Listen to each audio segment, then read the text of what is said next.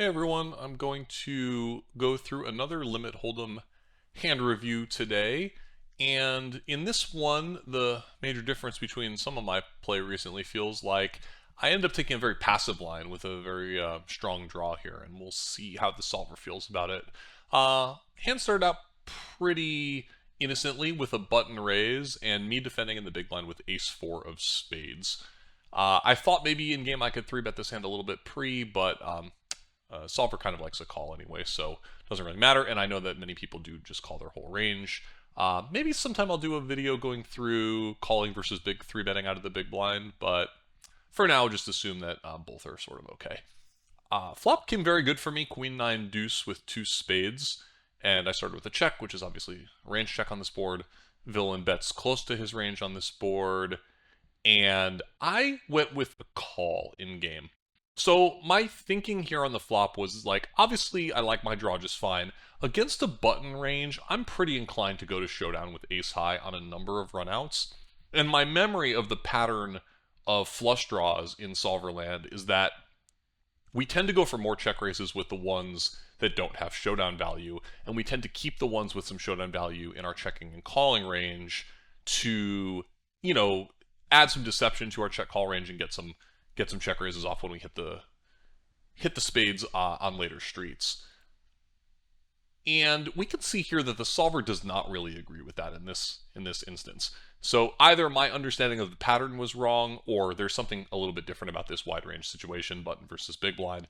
For example, I might have thought that a hand like ace-2 of spades on queen 9-2 with two spades would mix in some calls, but we're not seeing that at all.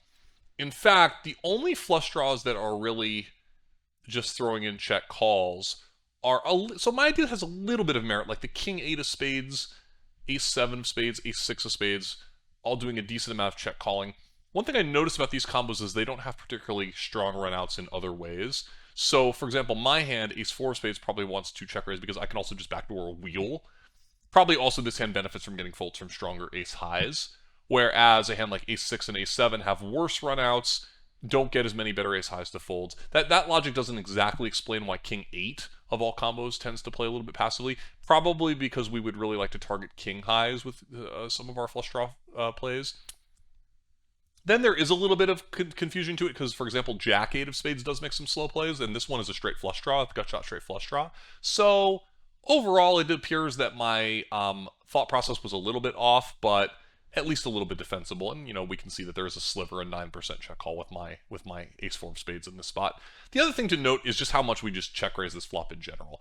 Look at what Pio's doing here. It's only calling 17% of the time. It's folding so often because we have so many kind of nothing hand, nothing draws, all the blue in the chart here, that it's just starting to go for a check raise. 41% check raise is quite a high frequency, given this doesn't appear on its surface to be a particularly strong flop for the big blind. And I'll just quickly go through, if we did raise the flop, how we would play on some turns and rivers. We can see the 3 is a good card for the big blind's range, and as a result, we're mostly betting again, and our ace-4 spades is betting for kind of both value protection, getting better ace highs to fold, etc.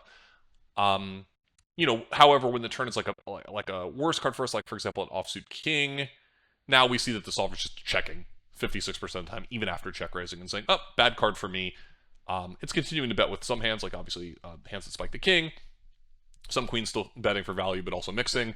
But, the solver is very aware of the changing range advantage on various turn cards, and doesn't necessarily mean it's just going to bet every turn card just because it check raised the flop.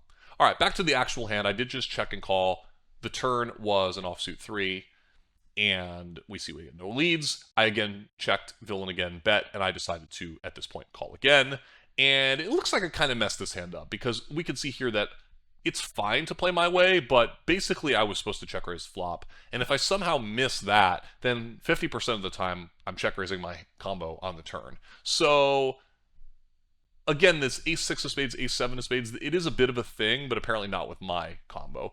We can see that if I did check raise the turn, for example, here, I do get all these better ace highs to fold, ace-10 off, ace-jack. Many better ace highs. Plus, I just protect my hand from live cards that are barreling here. All these kind of random combos that are just betting. I just win the pot immediately with ace high against all those, which is kind of a nice result. However, in game, I did just check call again. River was an offsuit king. We get no leads. And we can see that this is basically just a bad card for my range. Very few raises. I mean, 13% sort of something. I have some King X, not a ton. I don't have a ton of Jack 10. I have a little that played this way. Most my Jack 10 played more aggressively. And I'm just kind of crying calling with all these pairs that have just played passively the whole way at this point, hoping to catch a bluff. And my hand, kind of a 0 EV call.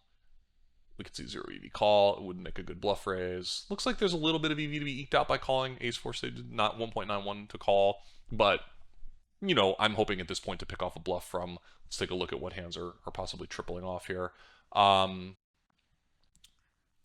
Yeah, just these random combos of Jack High. It looks like Villain is such a good card for Villain's range. He can bluff a lot of missed flush draws. We've seen patterns in the past where the solver will sometimes give up with the flush draw, but here it looks like, you know, some do, like Jack 5 of Spades seems to be giving up, in not having a 5 in his hand appears to be interacting with my folding range, but it does look like a good card for Villain to go ahead and barrel it off with a lot of hands and kind of polarize his range. In game, Villain had a funny hand. It went check check, and I lost to 10-3 of clubs. And that's just not a thing because it's not in the preflop range, right? But however, it's just a really small mistake, and we can see that, you know, if we look at the way Villain played like Ace 3, that probably his play was just totally fine. If we go back to the turn play, he's betting for pure value here with a 3 on the turn against my check call range, since I do have a number of ace highs that have to continue, all sorts of ace highs, even some king highs with gut shots, king jack, king 10. So, and plenty of deuce X. So Villain's play, you know, sometimes when you see a hand get shown down, and I definitely felt in the moment that I had misplayed the hand because I would have just won the flop pot against that hand. But other than a very small pre-flop mistake, Villain's play was totally fine, and it was really me who messed this hand up by playing too passively with a draw that does appear that it would have been better off played as a check raise. So continue to learn. These flush draw combos can be a little bit difficult to figure out the right line depending on the range you're against, the board texture, and the exact makeup of the hand. But I felt like it was an interesting hand, and despite me taking the passive line, sometimes we err on the side of aggression, sometimes we err on the side of passivity, and in this case, I did not get this one right, but the net result, I don't know if it would have been the same. I mean, Villain, I guess he just has to bet fold the flop, so maybe, you know, he finds a weird peel. It's really hard to say if I would have won the hand. That's also kind of a results-oriented way to think. If I would have made the flush, maybe I would have gotten a little extra value, considering my hand would be a little deceptive to him. We'll never know. Interesting hand. Let me know what you guys think about this one, me being a nit with ace 4 of spades. Talk to you all in the comments. See you. Bye.